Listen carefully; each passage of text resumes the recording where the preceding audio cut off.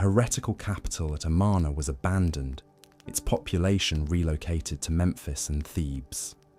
The temples of the traditional gods were reopened, their damaged images restored, their displaced priesthoods reinstated with generous royal endowments that acknowledged the suffering they had endured. But the restoration was more than mere religious counter-revolution. It represented a fundamental reordering of the relationship between pharaonic authority and the institutions that sustained it. Where Akhenaten had sought to concentrate all power in his own person as sole intermediary with the divine, the Restoration government distributed authority among multiple centers of power. The traditional priesthood regained not only their religious functions, but significant political influence. The military establishment was granted greater autonomy in operational matters, while being bound to the dynasty through generous rewards and prestigious appointments.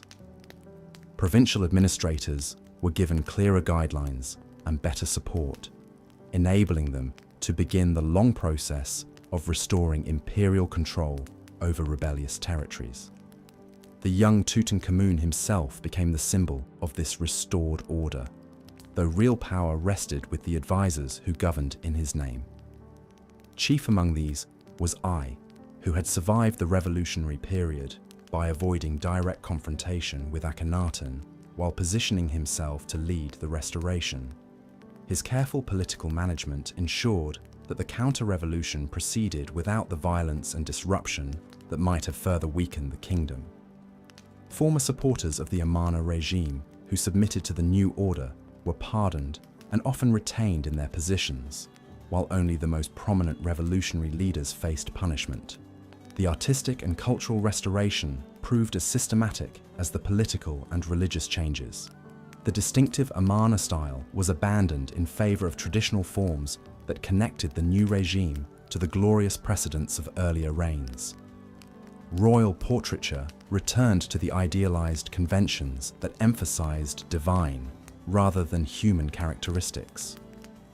Temple decorations once again depicted the pharaoh in ritual relationship with the traditional pantheon. Even the capital city of Amarna was systematically dismantled, its stone blocks carried away for use in restoration projects at Memphis and Thebes. Yet the restoration could not simply erase the revolutionary interlude as if it had never occurred. The Amarna period had demonstrated that traditional forms were not immutable, that religious authority could be challenged, that imperial power was not automatically self-sustaining. These lessons influenced the restored government's approach to administration and diplomacy.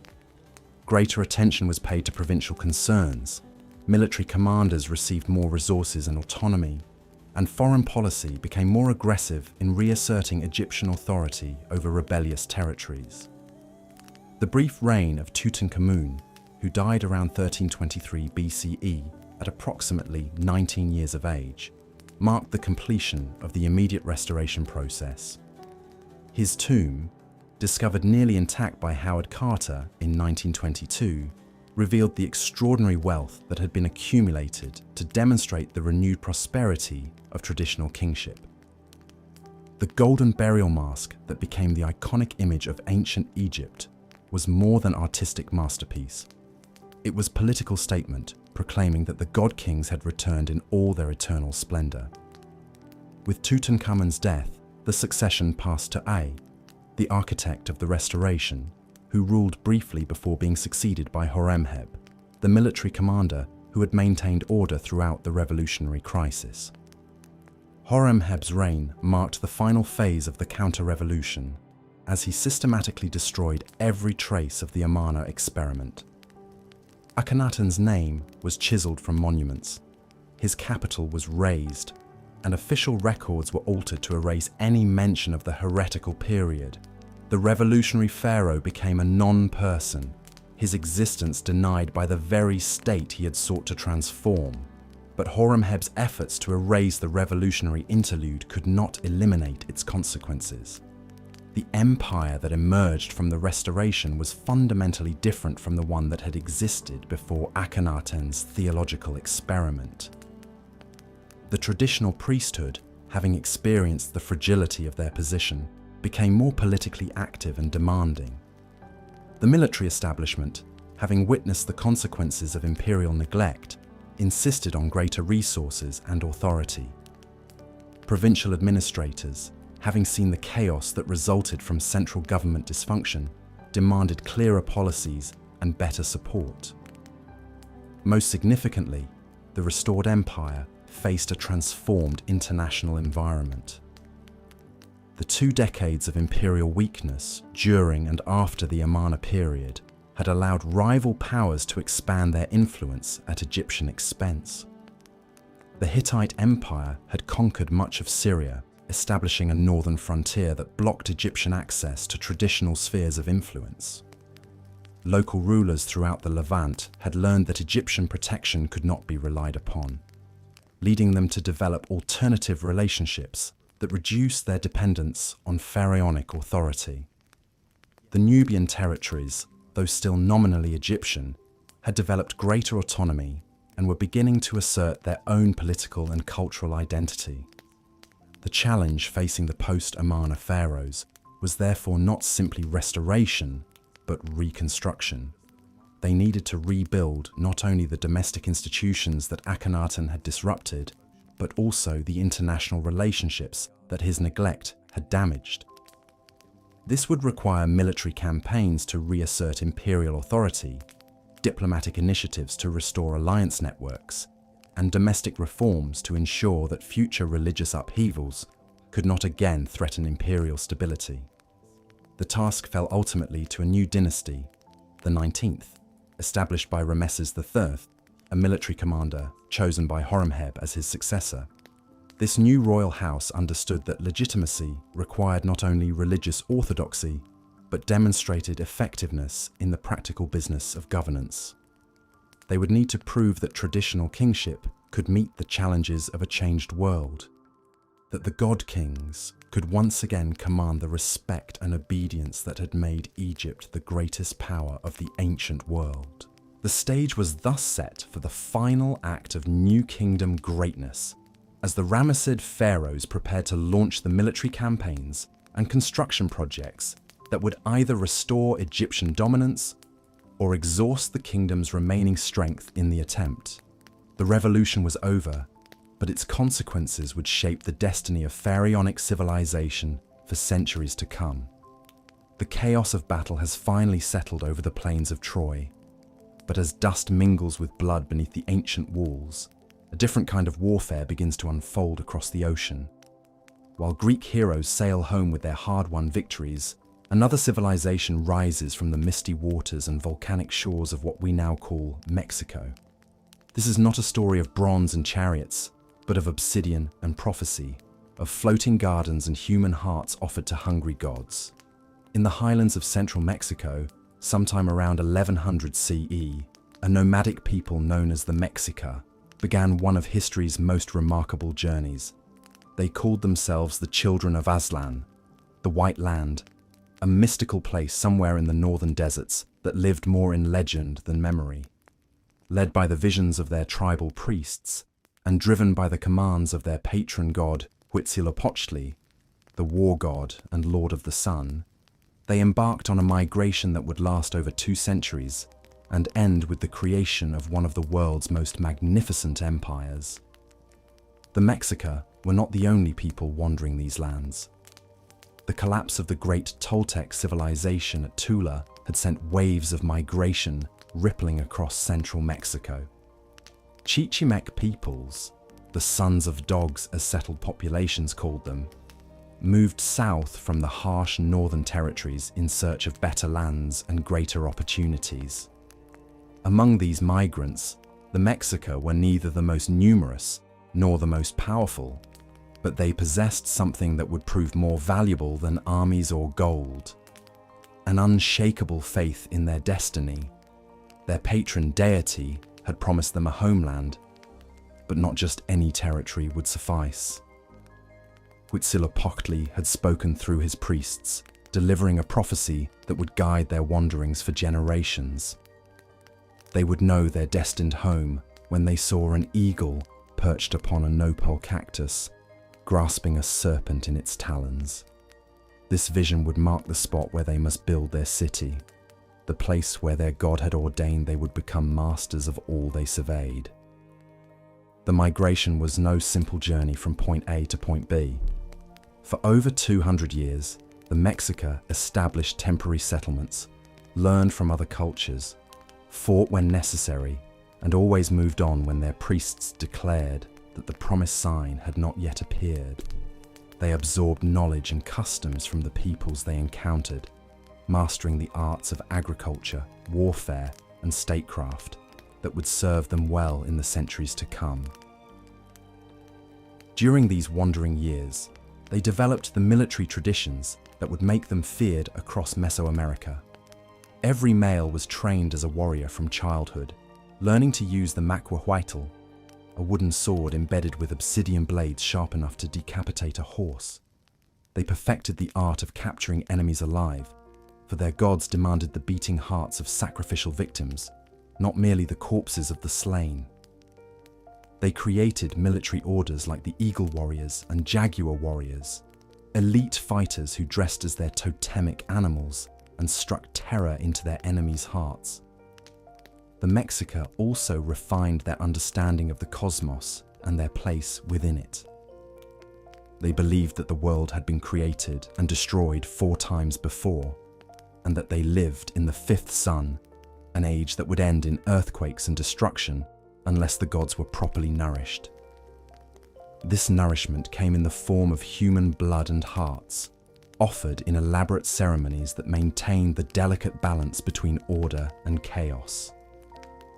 The sun itself, they believed, required daily sustenance to continue its journey across the sky and prevent the world from falling into eternal darkness. Their religious practices centered around a complex pantheon of deities, each governing different aspects of life and death. Huitzilopochtli ruled war and the sun, but he shared divine authority with Tlaloc, the rain god whose tears brought life to the crops, and Quetzalcoatl, the feathered serpent who had given humanity the gifts of civilization.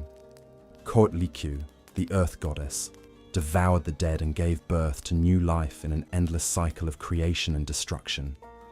These gods were not distant figures but active participants in human affairs, requiring constant attention and offerings to maintain their favor. As the years passed and the Mexica continued their migration, they encountered increasingly sophisticated civilizations around the lakes of central Mexico. The Valley of Mexico was a marvel of engineering and agriculture, its interconnected lakes supporting large populations through innovative farming techniques.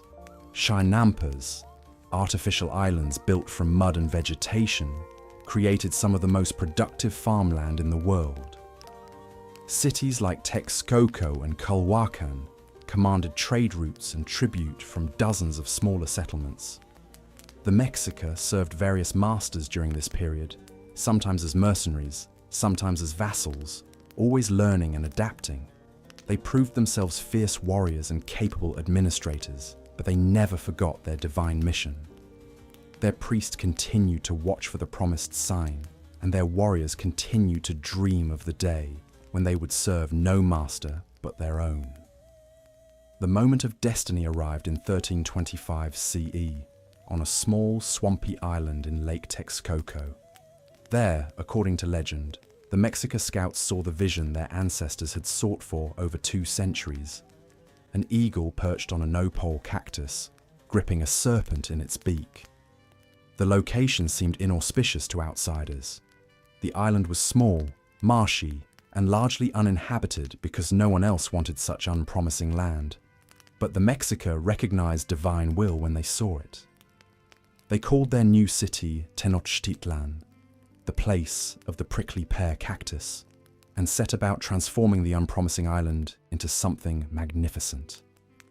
Using techniques learned during their long migration, they began expanding the island's area through the construction of chinampas. These floating gardens, built from layers of mud, vegetation, and organic matter, not only provided farmland, but also served to drain and expand the island itself. The early years of Tenochtitlan were challenging. The Mexica were still vassals of Azcapotzalco, the dominant power in the region, and paid tribute to their Tepanec overlords.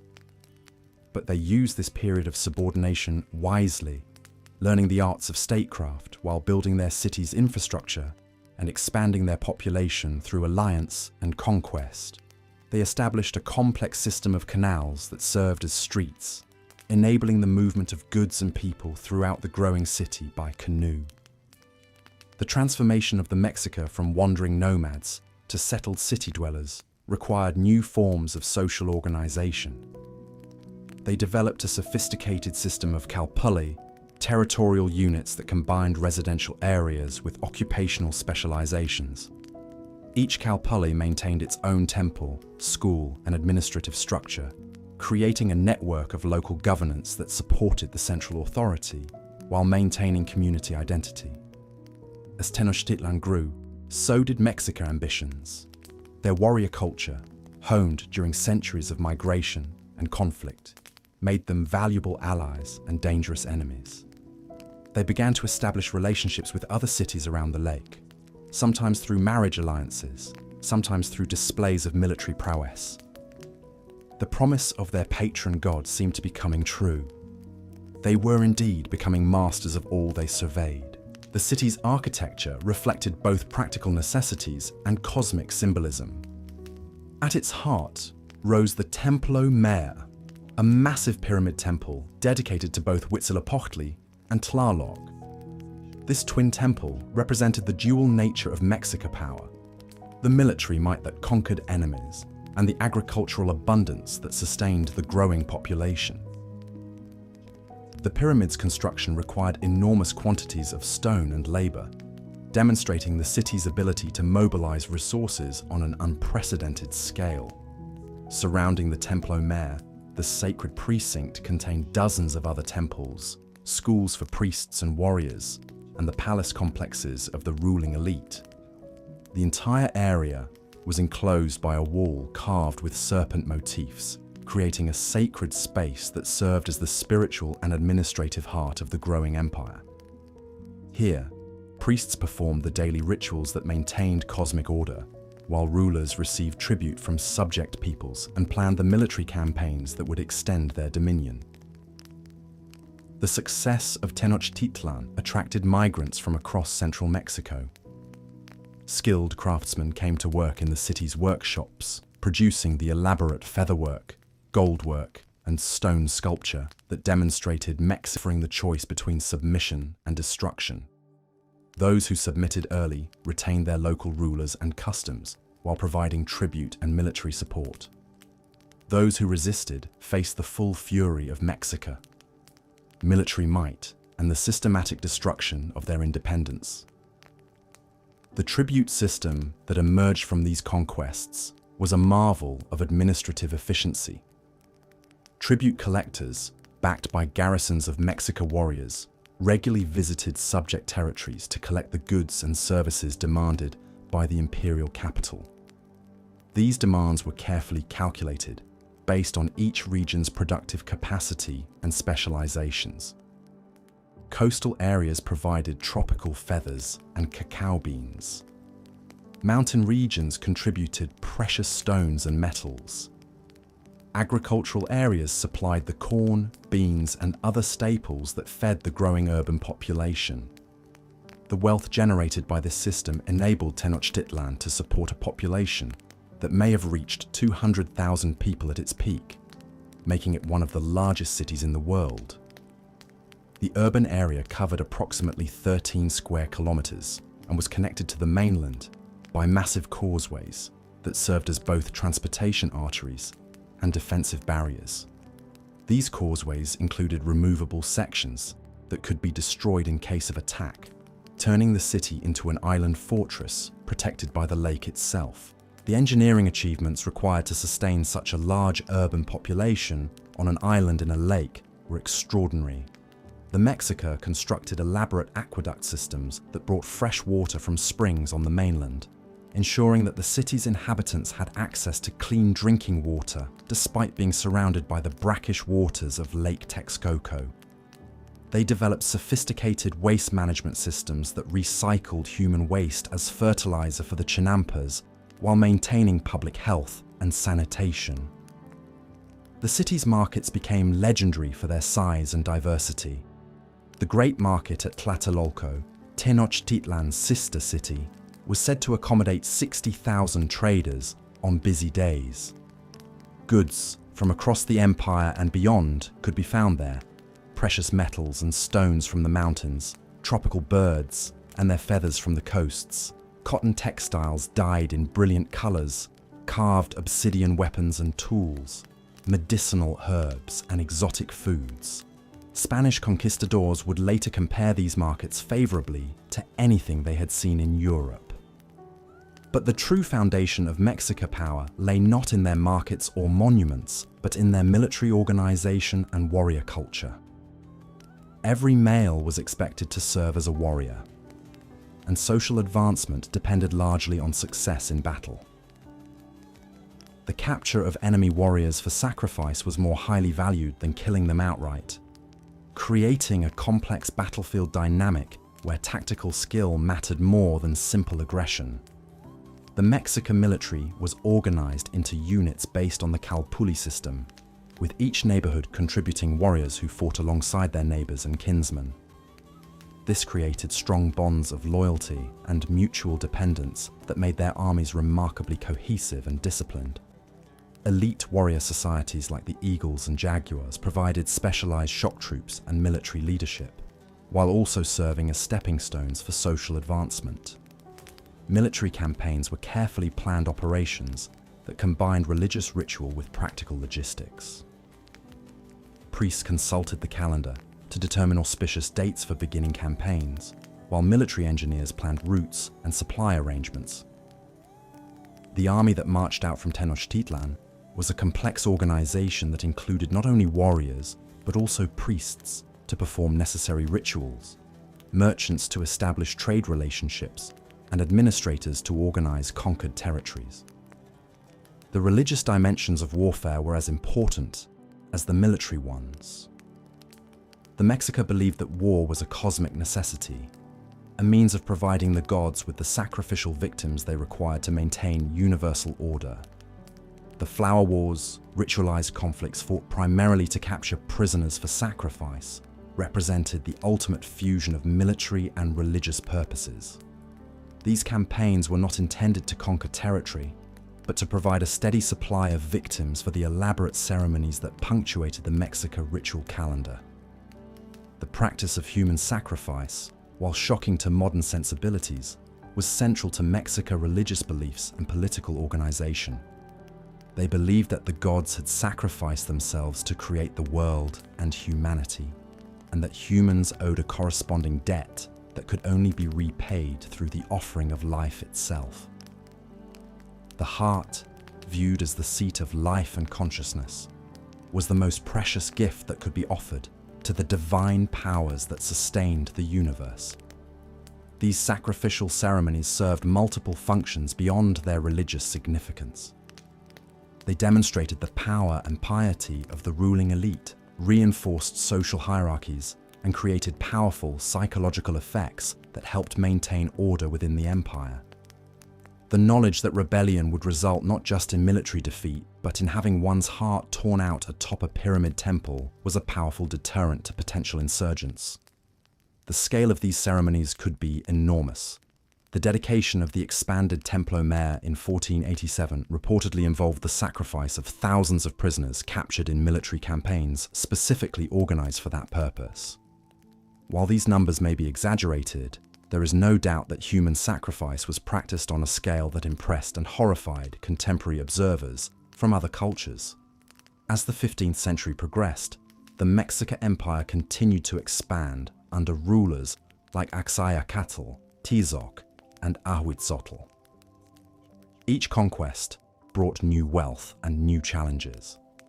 The empire stretched from the Atlantic to the Pacific, encompassing dozens of different ethnic groups with their own languages, customs, and local loyalties. Managing this diversity required increasingly sophisticated administrative systems and a delicate balance between central control and local autonomy. The empire's expansion also brought it into contact with powerful enemies who refused to submit to Mexican authority. The Tlaxcalans, surrounded by imperial territory but maintaining their independence through military skill and determination, became a constant thorn in the empire's side. The Tarascans of Michoacán possessed metallurgical skills that gave them superior weapons and successfully resisted multiple invasion attempts. These unconquered territories served as reminders that Mexican power, however impressive, was not unlimited. By the time Moctezuma Xocoyotzin ascended to the throne in 1502, the empire had reached a level of wealth and sophistication that dazzled visitors from across Mesoamerica.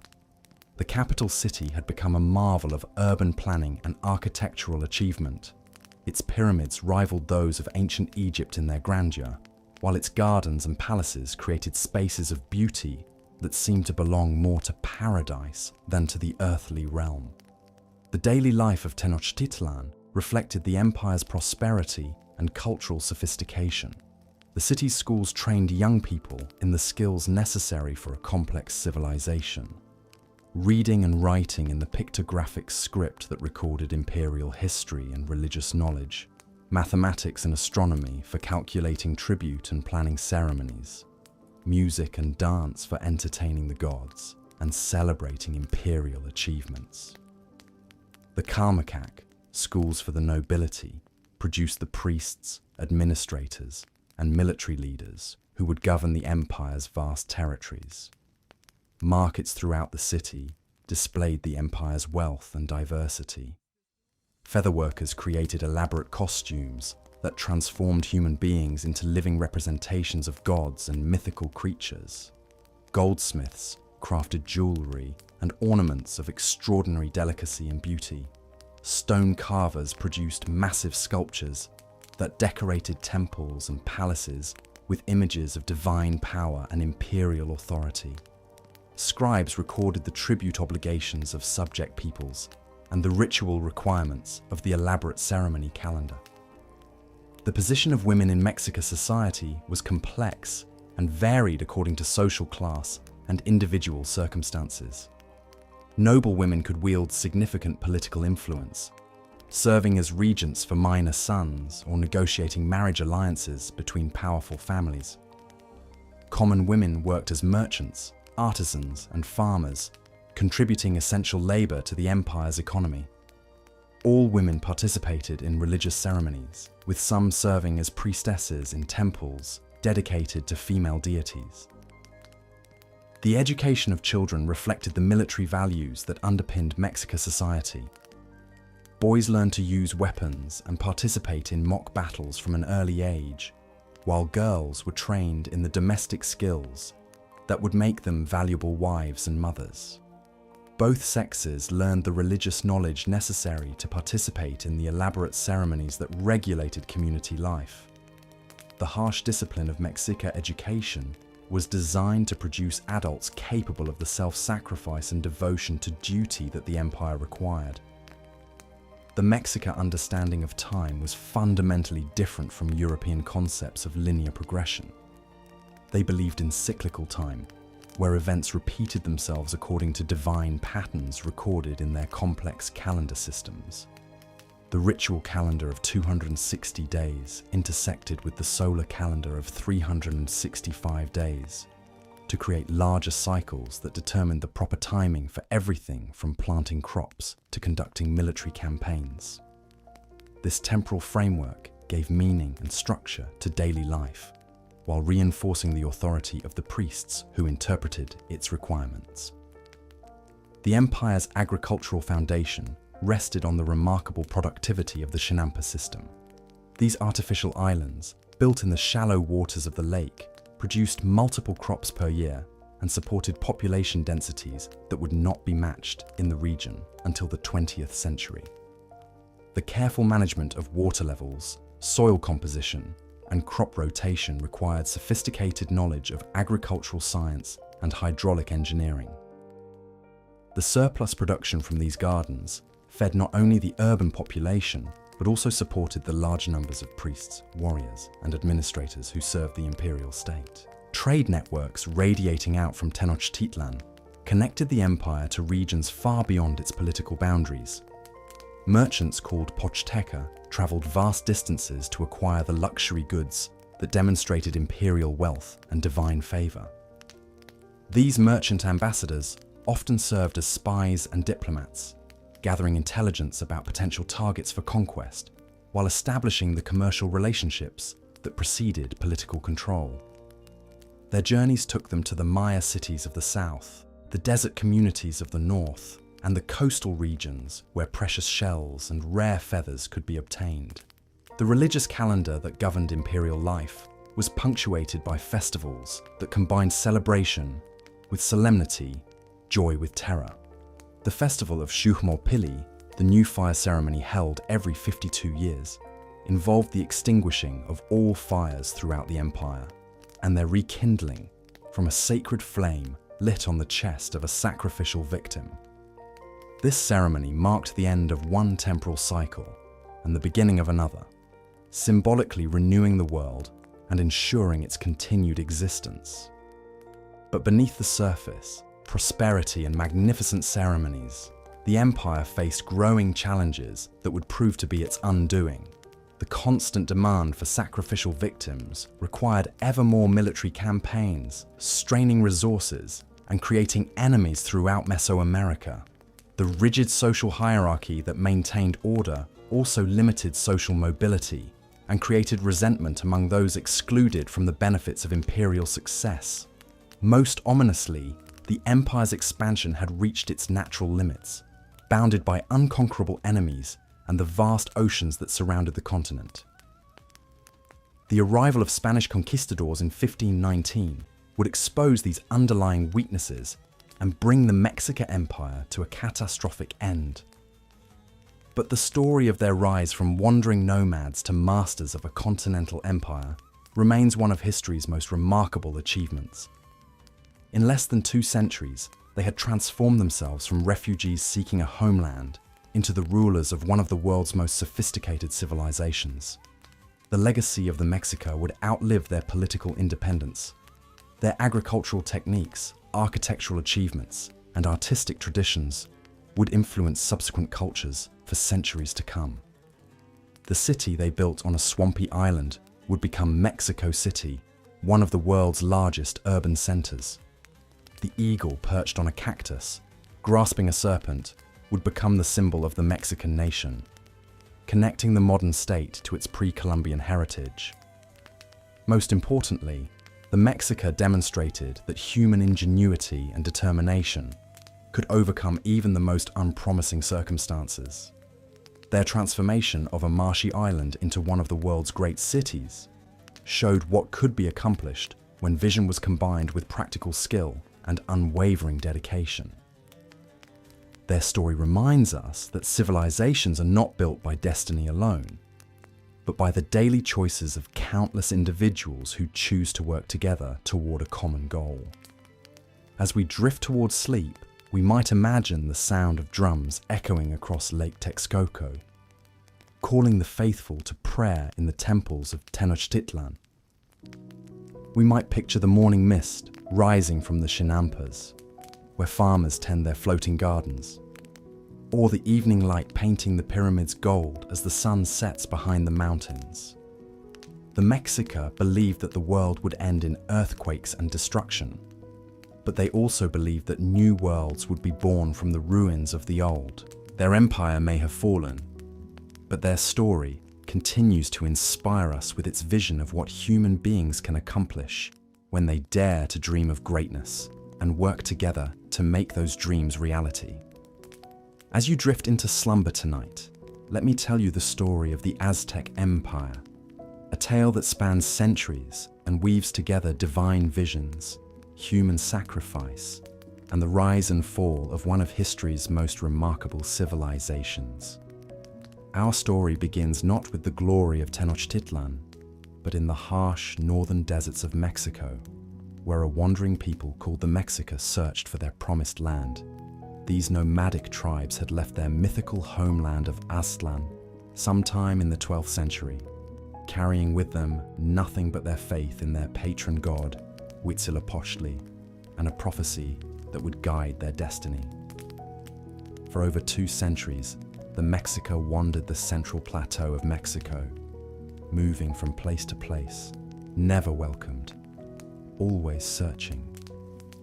They were a people without a home, looked down upon by the settled civilizations they encountered. The established city-states of the Valley of Mexico saw them as barbarians, uncivilized nomads who had no place among the sophisticated cultures that had flourished in these lands for generations.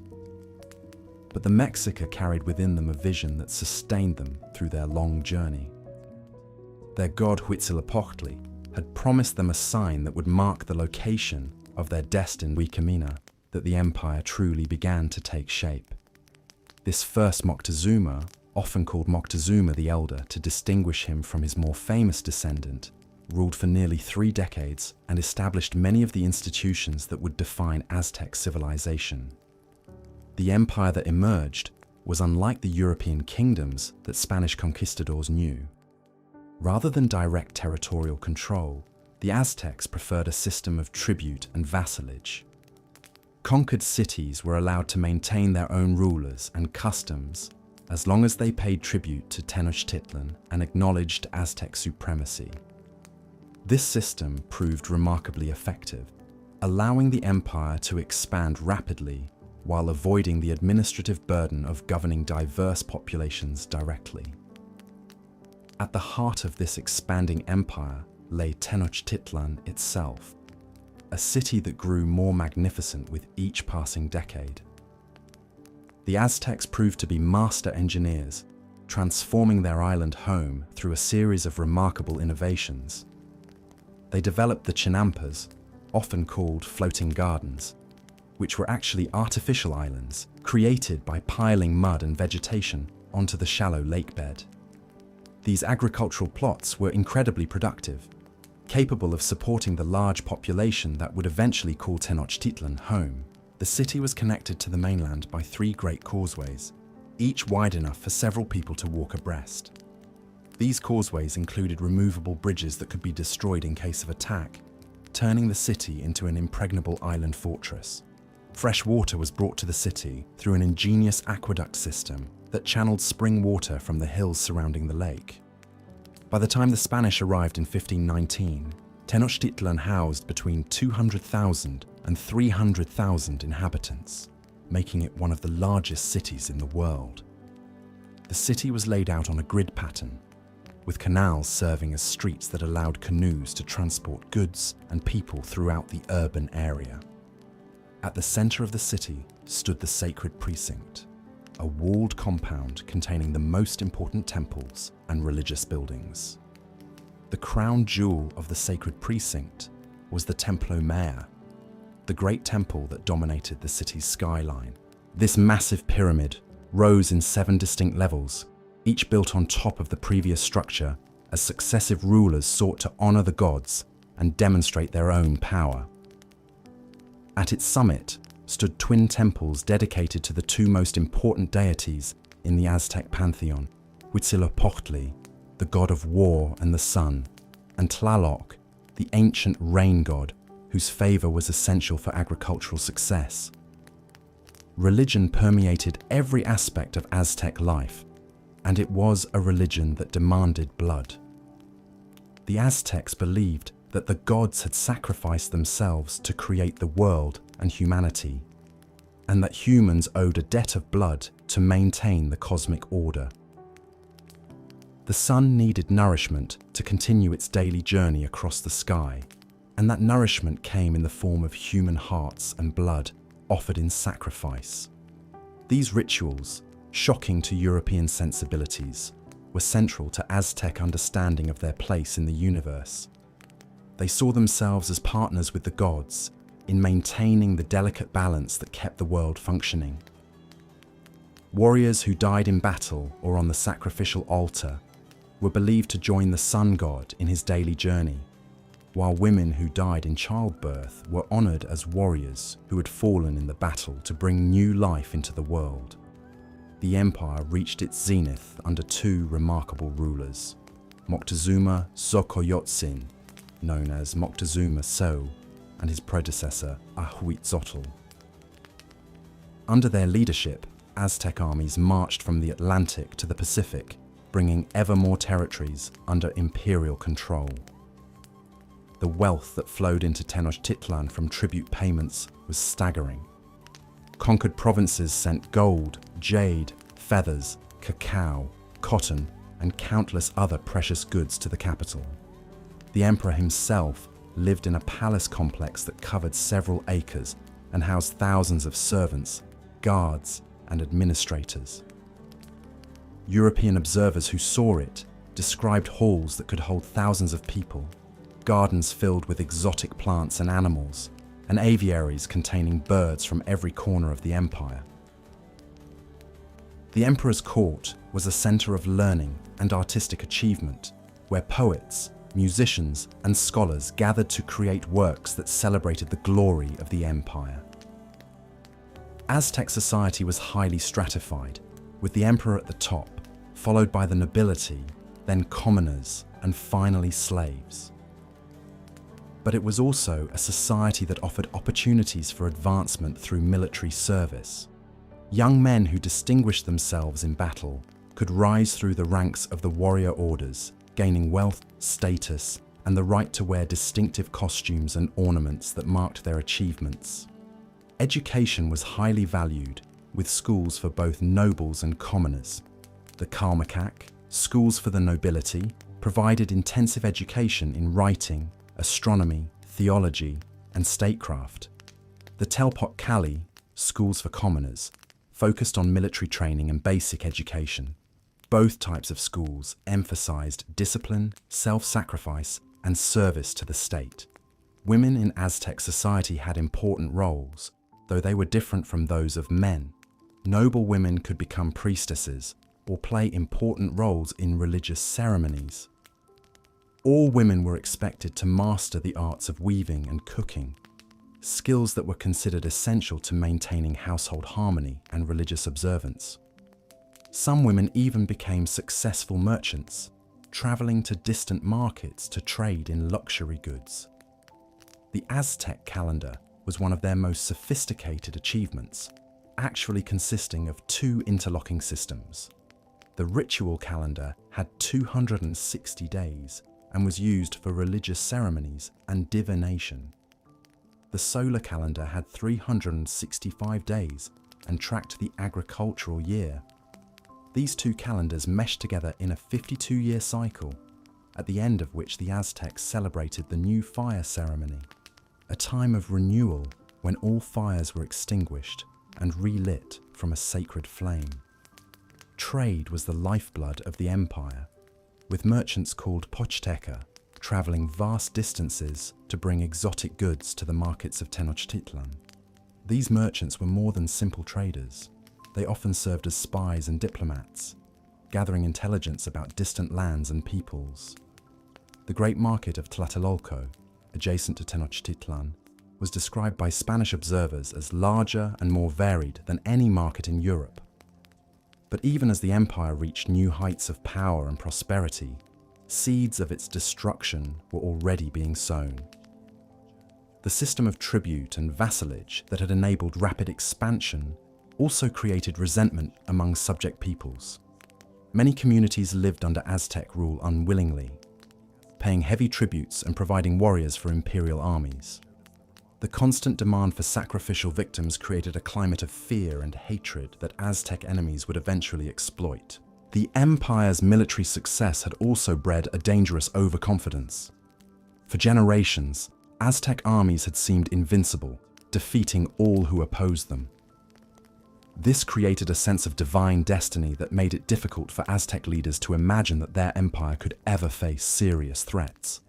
They had developed effective strategies for dealing with traditional enemies, armed with obsidian-tipped weapons and fighting according to familiar patterns.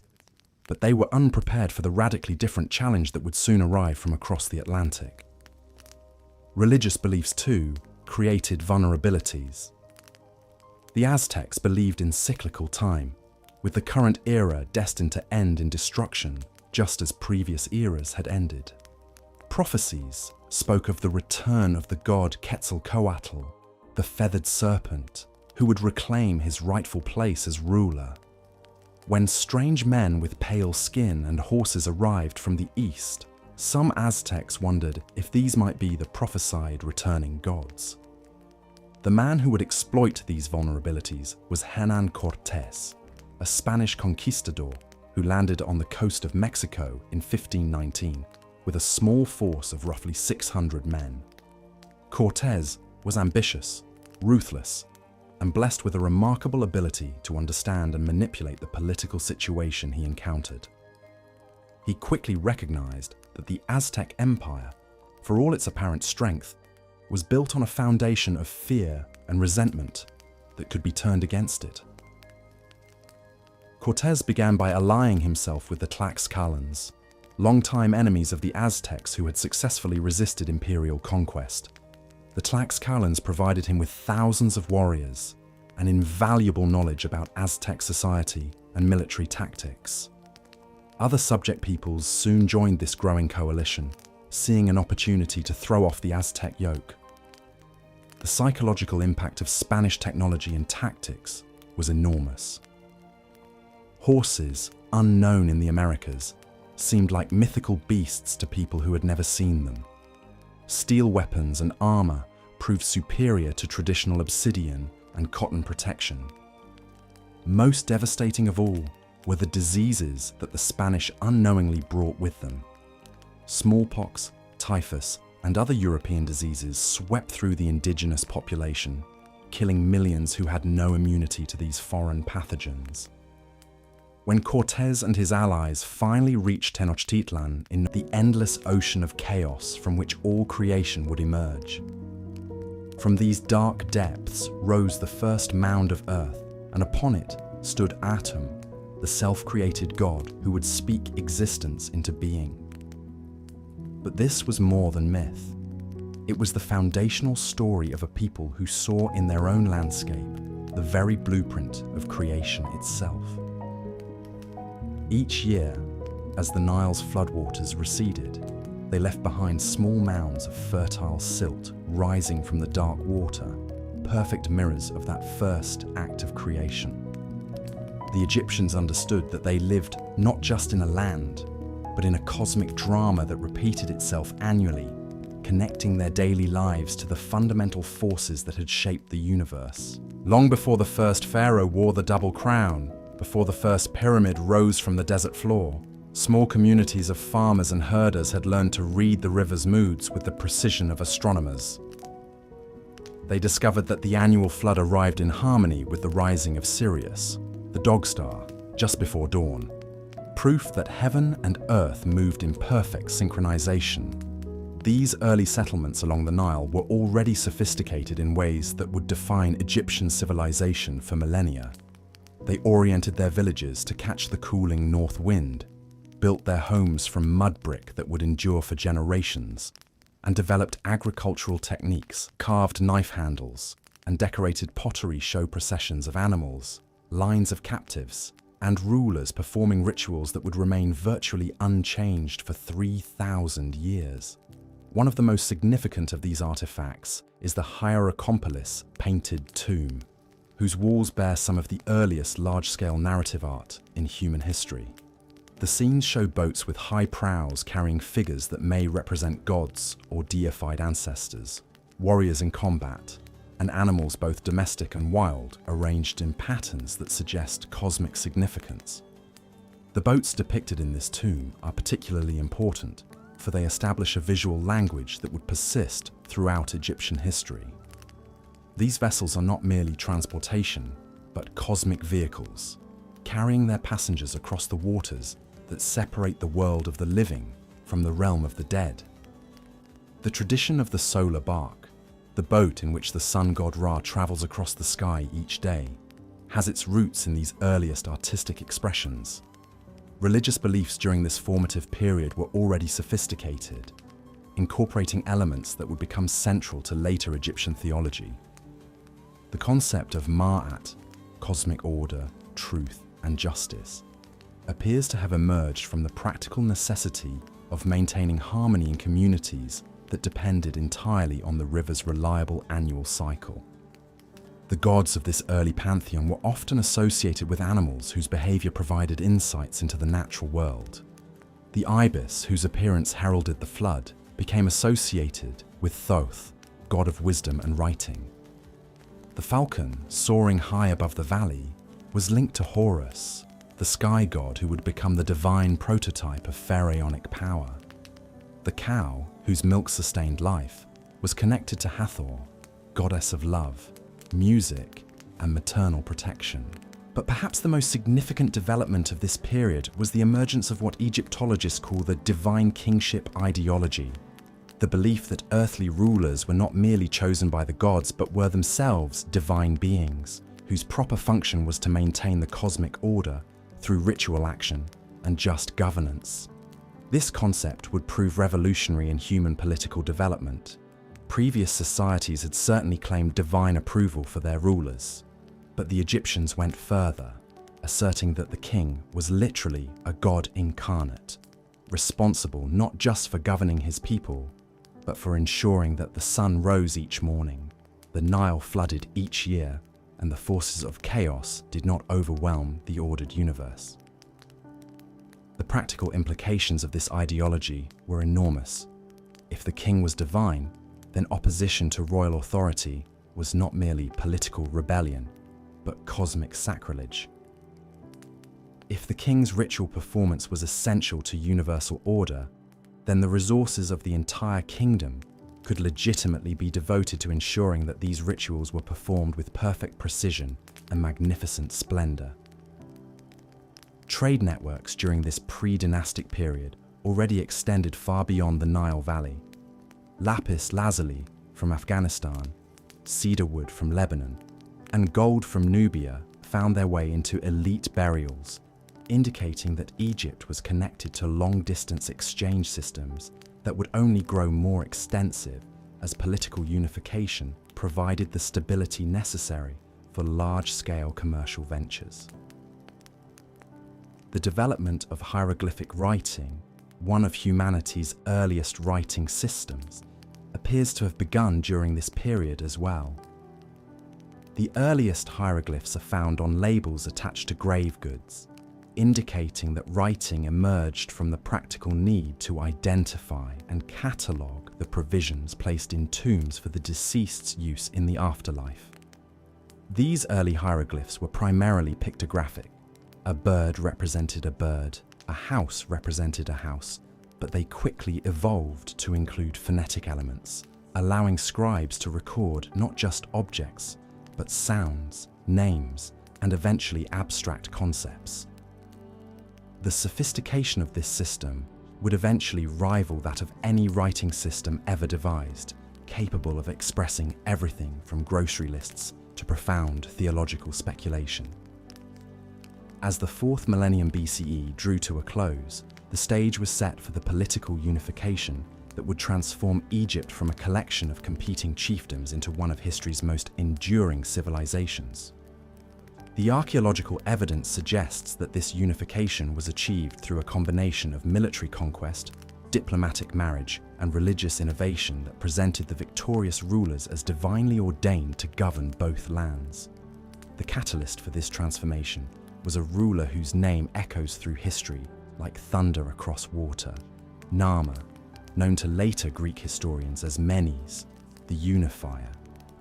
Around 3100 BCE, this southern king launched a campaign that would not merely conquer territory, but would establish the template for divine kingship that would endure for over 3 millennia. The Narmer Palette, one of the most important historical documents from the ancient world, commemorates this unification in imagery that is both political propaganda and religious art. On one side, Narmer wears the white crown of Upper Egypt as he strikes down a northern enemy. On the other, he wears the red crown of Lower Egypt as he inspects the decapitated corpses of his foes. But the palette is more than a record of military victory. It establishes the iconographic language of pharaonic power that would remain virtually unchanged for 3,000 years. The king is shown as larger than life, literally towering over his enemies and supporters alike. He is attended by the gods, protected by divine symbols, and invested with the regalia that marks him as the earthly representative of cosmic order. The unification achieved by Narmer was not merely political, but cosmological. By joining the two lands under a single crown, he created something unprecedented in human history. A kingdom that embodied the harmony of opposites, the reconciliation of competing forces that was essential to maintaining Ma'at, the cosmic order upon which all existence depended. Memphis, the capital city founded at the junction of Upper and Lower Egypt, became the physical manifestation of this unified vision. Located where the river valley met the delta, where the narrow ribbon of Upper Egypt opened into the broad expanse of Lower Egypt, Memphis stood as a symbol of the king's role as the one who brought together what had been separate, who created unity from diversity, order from chaos. The establishment of Memphis as the capital was a stroke of political genius that would influence urban planning for millennia. By building his new city at the geographical center of his unified kingdom, Narmer ensured that royal authority would be equally accessible to both north and south. The city became the hub of a transportation network that connected every corner of Egypt to the royal presence. But Memphis was more than an administrative center. It was a sacred city where the king performed the rituals essential to cosmic order. The great temple of Ptah, the creator god who was said to have spoken the world into existence, became the religious heart of the kingdom, where daily ceremonies ensured the continuation of divine favor and the proper functioning of the universe. The early dynasties that followed Narmer's unification, the first and second dynasties, spanning roughly from 3100 to 2686 BCE, devoted themselves to elaborating and institutionalizing the system of divine kingship that he had established. These rulers were not content to be merely successful warlords. They sought to transform themselves into cosmic principles, eternal guardians of the order that separated civilization from chaos. The royal tombs of this period, excavated at Abydos and Saqqara, reveal the enormous resources devoted to ensuring the king's successful transition from earthly ruler to divine ancestor. These mastaba tombs, rectangular structures with sloping sides and flat tops, were filled with everything the deceased king would need in the afterlife: food, furniture, weapons, jewelry, and even servants who were sometimes buried alive to accompany their master into eternity. The practice of human sacrifice at royal funerals, while shocking to modern sensibilities, reflected the logical extension of divine kingship ideology. If the king was truly divine, if his continued existence in the afterlife was essential to cosmic order, then no sacrifice was too great to ensure his proper transition to the next world. The servants who died with their king were not victims, but participants in a cosmic drama that would benefit all of creation. The administrative system that developed during these early dynasties would become legendary for its efficiency and comprehensiveness. Scribes trained in hieroglyphic writing formed the backbone of a bureaucracy that recorded everything: the height of the annual flood, the contents of royal storehouses, the names and duties of officials, the tribute received from foreign lands.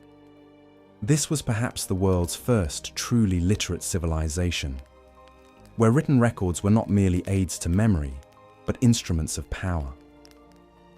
The ability to read and write hieroglyphs was a closely guarded privilege that marked its possessors as members of an educated elite with access to the accumulated wisdom of ages. The hieroglyphic system itself evolved rapidly during this period, developing from simple pictographs into a sophisticated writing system capable of expressing abstract concepts, recording spoken language, and preserving complex theological speculation.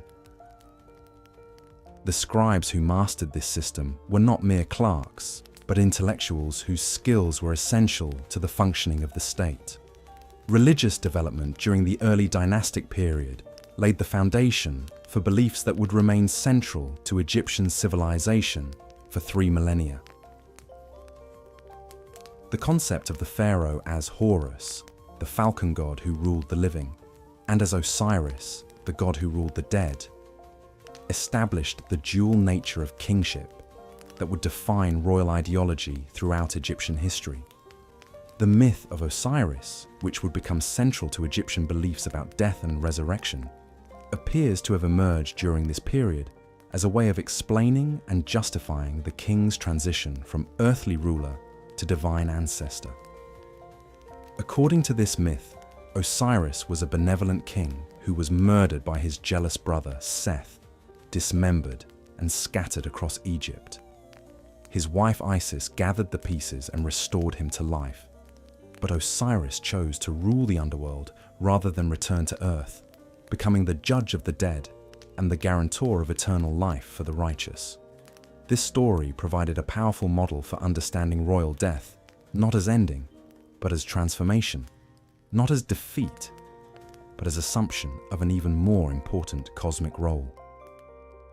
Every pharaoh who died became Osiris, joining the company of divine ancestors who continued to protect and guide Egypt from the afterlife. The artistic achievements of the early dynastic period established conventions that would remain virtually unchanged for 3,000 years. Egyptian art was not intended to capture fleeting moments or individual personality, but to create eternal images that would ensure the continued existence of their subjects in the afterlife. The formal, hieratic style that characterized Egyptian sculpture and painting, figures standing in eternal poses, men with left foot forward, women with feet together, both facing forward while their heads turned in profile, was not primitive technique, but sophisticated theology made visible. This art aimed to transcend time, to create images that would be as meaningful and powerful in the afterlife as they were in the world of the living. By the end of the early dynastic period, around 2686 BCE, Egypt had become recognizably itself. A unified kingdom stretching from the First Cataract to the Mediterranean, ruled by divine pharaohs, sustained by the annual gift of the Nile flood, organized by an increasingly sophisticated bureaucracy, and protected by the cosmic order of Maat. But human ambition, once awakened, knows no bounds.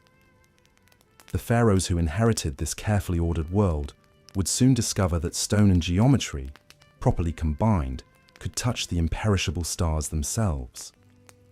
The stage was set for the Old Kingdom, the age of pyramid builders, when Egypt would create monuments so magnificent that they would be counted among the wonders of the world for all time.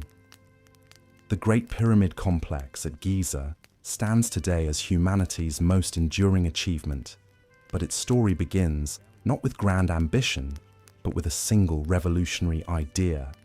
Around 2670 BCE, a third dynasty pharaoh named Djoser faced the same challenge that had confronted every ruler before him: how to ensure his successful journey to the afterlife while demonstrating his divine authority to the living.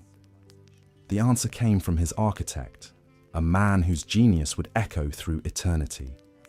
Imhotep, physician, astronomer, sage, and master builder, stood before his pharaoh with plans that defied every convention of royal burial. No longer would the divine ruler rest beneath a simple mastaba tomb. Instead, he would ascend to heaven on a stairway of stone. At Saqqara, across the Nile from Memphis, Imhotep began construction of something unprecedented: a stepped pyramid rising in 6 massive tiers toward the sky. Each level represented progress closer to the divine realm, a physical manifestation of the celestial ladder that would carry the deceased pharaoh to join Ra in his solar bark. The step pyramid complex was more than a tomb. It was a miniature cosmos rendered in limestone.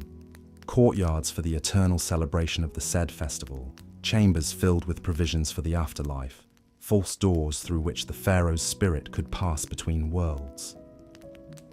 For the first time in human history, someone had attempted to construct eternity itself. But Imhotep's masterpiece was only the beginning. His innovation unleashed an architectural fever that would consume the Fourth Dynasty and create wonders that still inspire awe 4.5 millennia later. The challenge had been set. Each new pharaoh must reach higher, build grander, achieve greater perfection than his predecessor. Sneferu, first pharaoh of the Fourth Dynasty, inherited this ambition and made it his obsession. He embarked on a construction program so vast it defies comprehension. Not one pyramid, but 3, each a stepping stone toward architectural perfection. At Meidum, he completed a stepped pyramid begun by his predecessor, then transformed it into the first true pyramid by filling in the steps with smooth limestone casing. But the angles were wrong, the weight distribution flawed. Parts of the structure collapsed, earning it the modern name, the collapsed pyramid. Undeterred, Sneferu moved north to Darsha and began again. His second attempt rose at a sharp angle of 54 degrees, but halfway up, the builders realized their mistake. The angle was too steep. The structure would collapse under its own weight. They changed course mid-construction, reducing the angle to 43 degrees, creating the distinctive bent profile that gives the bent pyramid its name. Still not sat entirely of red granite, and housing a massive sarcophagus that was placed there during construction. Too large to fit through the passages once the pyramid was complete.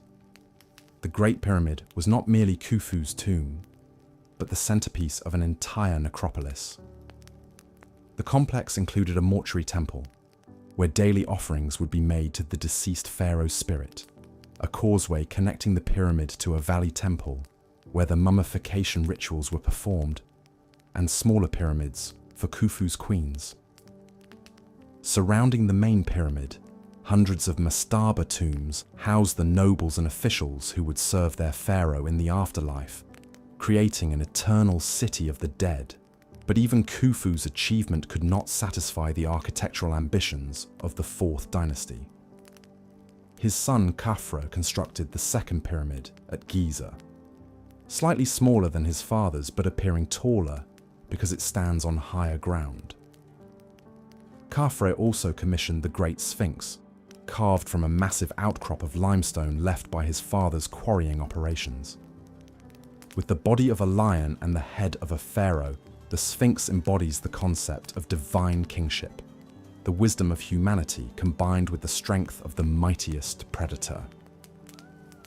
Menkaure, Khafra's successor, completed the Giza trilogy with a third pyramid, smaller than its companions, but no less carefully constructed.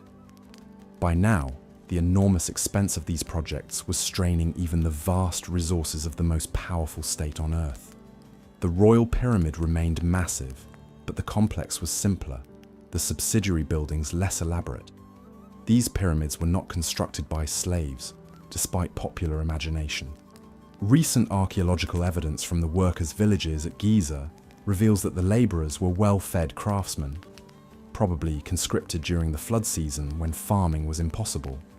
They consumed massive quantities of beef, bread, and beer, a diet that speaks to their valued status rather than oppression. Graffiti left by work gangs bears proud names like Friends of Khufu and Drunkards of Menkaure, suggesting a sense of pride in their monumental achievement. The pyramid complexes functioned as economic engines that employed thousands of people year-round. Priests maintained daily rituals, offering food and incense to the deceased pharaoh's spirit. Craftsmen created the furniture, jewelry, and provisions needed for the afterlife. Farmers on royal estates provided the agricultural surplus that funded these activities. The pyramids were not testaments to royal vanity, but religious and economic institutions that sustained entire communities. During this golden age, divine kingship reached its apex. The pharaoh was not merely a ruler, but a cosmic principle, the living embodiment of Horus, who would become Osiris upon death. The pyramid texts, first carved in the burial chamber of Unas at the end of the 5th dynasty, preserve the religious beliefs that animated these monuments. They speak of the deceased pharaoh ascending to heaven, joining the imperishable stars, becoming one with Ra on his eternal journey across the sky. The nobles who surrounded these divine pharaohs constructed their own elaborate tombs, creating an art form that would influence civilization for millennia. The mastaba tombs at Saqqara and Giza are decorated with scenes of daily life rendered in exquisite detail. Farmers harvesting grain, fishermen casting nets, craftsmen at their benches, dancers and musicians entertaining guests at banquets. These images were not mere decoration, but magical insurance, ensuring that the deceased would enjoy these pleasures throughout eternity. Women enjoyed remarkable status during the Old Kingdom. Queen Hetepheres, Khufu's mother, was buried with furniture and jewelry of extraordinary craftsmanship.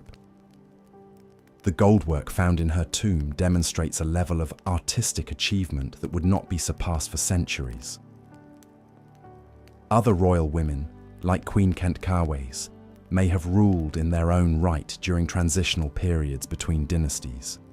The administrative system that supported this monumental age was a marvel of efficiency. The Abusir papyri, discovered in the pyramid complex of Neferefre, provide the earliest substantial administrative archives from ancient times. They reveal a bureaucracy of extraordinary sophistication, tracking everything from the daily rations of temple workers to the movements of ships carrying stone from distant quarries. Officials with titles like Overseer of all royal works and Chief Architect commanded resources that dwarfed those of most contemporary kingdoms. Science and mathematics flourished alongside architecture. The Edwin Smith Papyrus, though copied much later, preserves medical knowledge that likely dates to this period, the first systematic description of surgical procedures, anatomical observations, and rational medical thinking. The Rhine Papyrus demonstrates mathematical concepts, including the beginnings of geometry and algebra, that the pyramid builders must have mastered to achieve their architectural miracles. Trade networks expanded to support the construction programs. Cedar wood from Lebanon provided timber for boats and scaffolding. Gold from Nubia funded the vast expenses. Copper from Sinai was alloyed with tin to create bronze tools that made precise stone cutting possible. Lapis lazuli from Afghanistan decorated royal jewelry, while incense from Punt perfumed temple rituals. Religious concepts crystallized during this period that would remain central to Egyptian belief for 3,000 years. The sun god Ra emerged as the supreme deity, the creator and sustainer of all life. The deceased pharaoh was thought to join Ra's crew on the solar bark, helping to fight off the serpent Apophis, who threatened to devour the sun each night. This daily cosmic drama was reflected in the orientation of temples and pyramids, aligned to catch the first rays of dawn. But even the mightiest kingdoms contain the seeds of their own decline. The enormous resources devoted to pyramid construction gradually weakened the central government. Provincial governors, grown wealthy from managing the royal estates, began to assert increasing independence. The ideology of divine kingship, taken to its logical extreme, paradoxically weakened royal power by making the pharaoh too sacred for effective political action. The 5th dynasty marked the beginning of this slow decline. The pyramids grew smaller, the construction less precise. Solar temples dedicated to Ra began to compete with royal tombs for resources and attention. The divine pharaoh was still revered, but power was slowly diffusing to the priesthood and provincial nobility. Pepi II, who ascended the throne as a child around 2278 BCE, would rule for 94 years, the longest reign in human history. But longevity proved a curse rather than a blessing. As the aged pharaoh became increasingly isolated in his palace, real power shifted to regional governors who ruled their provinces like independent kingdoms. The central government, weakened by decades of massive construction projects and lavish court life, could no longer enforce its authority over distant territories. Climate change compounded political weakness. The annual flood, the foundation of Egyptian prosperity, began to fail. Drought gripped the region, causing famine and social unrest. Provincial governors hoarded grain while the central government proved powerless to redistribute resources effectively. The unified realm that had stood for over 5 centuries began to fragment. As Pepi II's endless reign finally ended, the last vestiges of central authority crumbled with him. Provincial warlords declared independence. Memphis emptied as courtiers fled to their home districts, and the Great Pyramids stood silent, their daily rituals abandoned. The age of divine pharaohs was over. Chaos was about to be born. The collapse came not with fire and sword, but with the simple failure of water to rise. For 7 years in succession, the life-giving flood barely reached the banks of the Nile. Fields that had known fertility for millennia turned to dust. Granaries built to last through normal lean years emptied and stayed empty.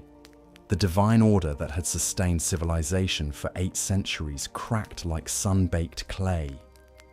In the villages, people began to die.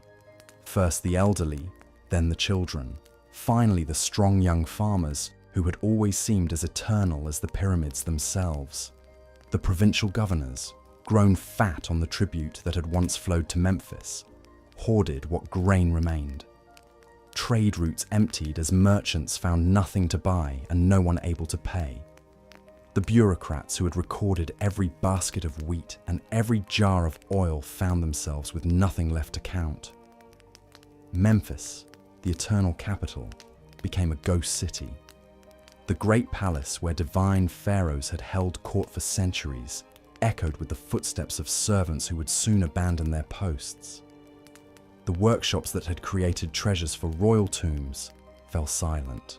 The priests who had maintained daily rituals in temple after temple found their altars bare of offerings. Even the gods, it seemed, had abandoned their chosen people. But nature's cruelty only revealed the deeper rot that had been spreading through the kingdom's foundations. The old kingdom had not merely collapsed, it had devoured itself. Decades of pyramid construction had drained the treasury, leaving no reserves for crisis. The ideology of divine kingship had grown so rigid that rulers could no longer adapt to changing circumstances. Most fatally, power had drained away from the center to regional strongmen who owed their positions to royal favor but felt no loyalty to royal authority. When central government finally disappeared, these provincial governors simply declared themselves independent rulers. The unified realm shattered into dozens of petty kingdoms, each controlling a few districts along the Nile. They fought constant wars over irrigation rights, trade routes, and the dwindling resources of a land in crisis. Some called themselves pharaohs, commissioning crude pyramids and pathetic imitations of royal regalia. Others abandoned all pretense and ruled as simple warlords.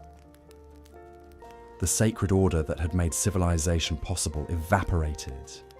Mat, the cosmic principle of truth, justice, and harmony, seemed to have fled the world entirely. Ancient texts from this period preserve the horror of those who lived through civilization's collapse. The land spins around as does a potter's wheel. Towns are destroyed.